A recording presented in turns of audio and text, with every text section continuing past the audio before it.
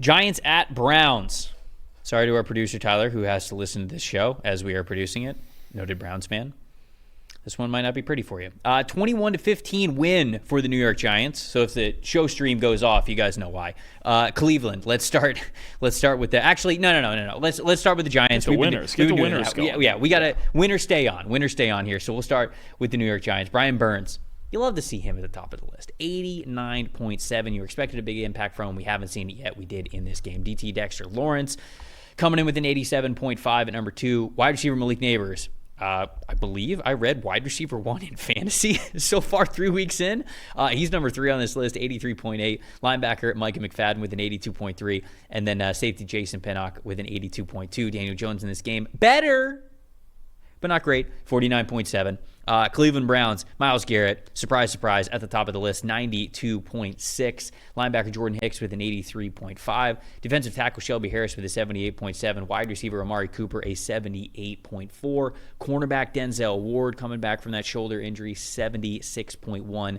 Deshaun Watson earning a 51.5 grade from the quarterback. What's the stat that told the story here for you, Dalton? All right, here's team number 3 that is unable to win without balance. Browns, 16 design carries, 42 rushing yards on those 16 carries. Are you surprised at this point that they didn't make some sort of a move for a running back this offseason? Well, here's the problem. It's not just running back now. Well, the offensive line, continue. For years and years, we saw the Browns with a big-time offensive line, and last year a little bit of injury, but they were still good. 43.1 run blocking grade in this game. Right now, they are last in the NFL in EPA per rush on first down. They are 21st in run blocking grade. Their offensive line is 28th in overall grade.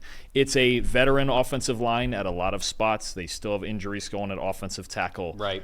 If this starts breaking down up front and now they can't even block, like if they're going to not block to the point where it doesn't even matter if Nick Chubb comes back healthy or not, I don't know where to go with this offense. Well, and clearly it's not going to be a Deshaun Watson solved problem, and I think that they were certainly hoping that when they gave him the fully guaranteed contract, because that's my most disappointing here. We're getting out of the way early, Tyler, I promise.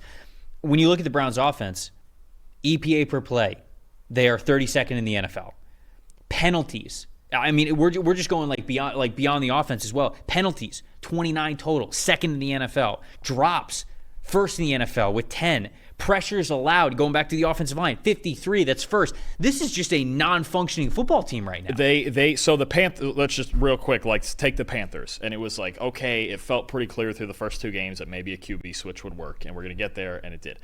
Through 3 games, the Browns are actually, maybe other than even Miami, but that's an injury thing, the Browns are the team right now on offense that I look at and I go, I don't know how to fix this. I don't know. I don't have an answer.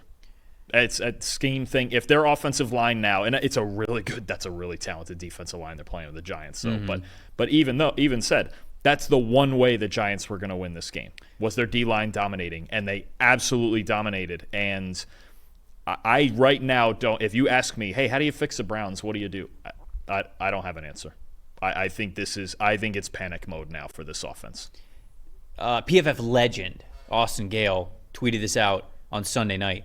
Deshaun, you know the Cleveland Browns meme. It's the jersey with all of the names crossed out, right? And it's just people just editing. So think of all of the quarterbacks that have played for the Cleveland Browns since 2000. Okay, Deshaun Watson's EPA per dropback in weeks 1 through 3 is the worst of any Browns quarterback since 2000 to start a season. How much worse would this game have been if the Giants didn't fumble the opening kickoff? I mean, this is where we're at with this offense now, and this was a game. I think we were looking at this game going, okay, the Browns should pull off a win. We think they're good enough to do this and at least make enough stops and win another. But they've scored, I think offensively, they've scored 13, 14, and 15 points in these 3 games. Yeah, and the ball in Deshaun's hands is not serviceable at all whatsoever. It's worse than the NFL. They're 32nd in the NFL in EPA per play. They can't run the football, and they're having this guy drop back, I think, more than any other quarterback. I haven't checked this week, but before going into this week, I think he had the most attempts. So you're basically looking at either you make a quarterback change or this is sort of what you're expecting. Or at least you're saying this is possible every single week, that you could lose to an offense like the Giants, all due respect to the Giants. I don't know what to do with it. And you know what? Let's tell you what. I think we've probably made enough of the point that we're worried about the Browns offense. What did the Giants do right in this game, Trevor? I'll tell you what the Giants did right. They actually got after the quarterback, which was great to see, right? We've talked about that over the last 2 weeks. I wanted to make sure. I've been heavy on the criticism for the Giants' defensive line, specifically Brian Burns and Kayvon Thibodeau. And so the fact that they had a great game, I'm recognizing you right here, okay? When you look at the Giants' defensive line and their pass rush win percentage, defensive tackle Elijah Chapman actually led the group. He had 18 pass rush snaps, 27.8 pass rush win percentage. Next on the list was edge rusher Brian Burns at a 15.2. Then it was Dexter Lawrence at right around 15%. And then Kayvon Thibodeau, 11.1. Okay, we'd like to see it a little bit higher. But look, beggars can't be choosers at this point with Kayvon Thibodeau. The pass rush win percentage has been in single digits for too long. At least it was in double digits here this week. That's what you need to see against an offensive line that was playing as poorly as Cleveland was.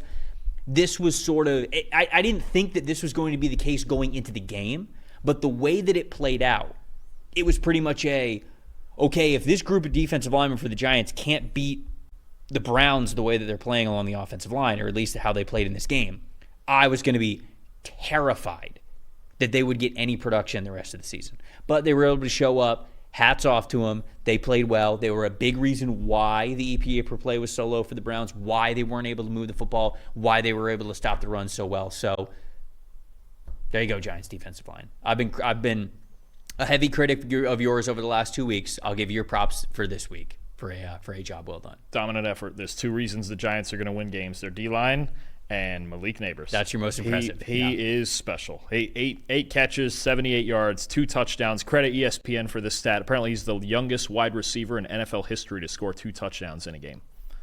85 receiving grade. You mentioned leading, fantasy wide receiver 1? I think somebody tweeted that out. If he's not 1, he's close. That's because he's leading the league in targets. So the Giants have seen already through training camp, preseason, everything, that he's their best player. You could see it in the preseason already. You had a feeling. You're like, I'm pretty sure this guy's already their best player. He's got the 9th best receiving grade in the league right now. Right now, through 3 weeks, he would be the offensive rookie of the year. And he is special. I'm sure they're getting flashbacks in Jersey of Odell Beckham, because if they can just figure out everything else, almost everything else out about this offense, quarterback, O-line, other receivers, whatever, Malik Neighbors may already be one of the best receivers in football, and he showed it again. Right now, just a dynamic threat that can do anything on a football field. Yeah, speaking of Odell Beckham Jr. flashbacks, Jalen Hyatt wearing 13. I feel like I need to quote Harry Potter for all the Harry Potter fans out there and be like, how dare you stand where he stood? How dare you wear 13? I always mean to ask you about that with, what's his name at Florida wearing 15? What is with why? Oh, it's in even Richardson did too, right? Like, how do they let anyone with the Gators wear number 15? Abomination. How does that even work? Embarrassing on all accounts from all levels of decision making at the University of Florida. Bleed orange and blue over here. Nobody should wear 15. That's kind of a theme, though, isn't it?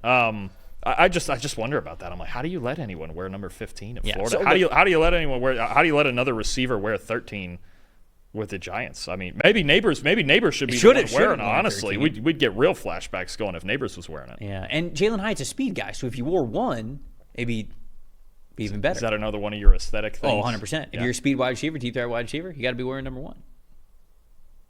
Just makes it better. Okay. It makes him even faster than he already is? It does. Yeah. It happens. Jersey numbers is a superpower. I can't explain it. Our guy Ryan Richardson says, same with 84 on the Vikings. Nobody should wear that. It's a good call. Good call. I knew you were talking about Malik Neighbors, so I'll give you the most impressive shout out. Again, I don't know how many times I'm going to get to do this, so I will do it here on this show. Daniel Jones, most impressive. Now, he didn't set the world on fire, 0 big-time throws, but 0 turnover-worthy plays. 81.6 adjusted completion percentage for him, 20 yards rushing as well, and had 1 first down rushing. He did enough. He did enough for this team to play really well defensively, really well up front, and then won the football. He distributed it the way that he needed against a really good defense. So shout out Daniel Jones. He was the most impressive in this one for how well he was able to play, staring down the barrel that is Myles Garrett coming after you and still getting out of there with a win.